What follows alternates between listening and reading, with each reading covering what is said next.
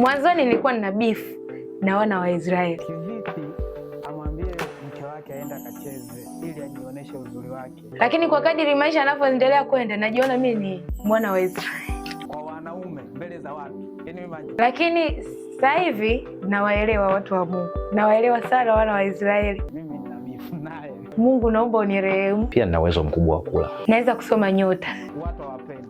Hata mimi sipendi. Uokovu pia unaweza ukakusaidia kuelewa Ukristo. Mtoto akizaliwa, uhusiano wake na mzazi, hasa babake, unajengwa na kitu kinaitwa vinasaba. It's something very simple. Ukristo ni kuvaa nguo ina alama ya msalaba. Ukristo ni imani inayojengwa juu ya maisha, kifo na kufufuka kwa Kristo. Ni kuingia Jumapili kwenye jengo ambalo labda lina msalaba kwa juu.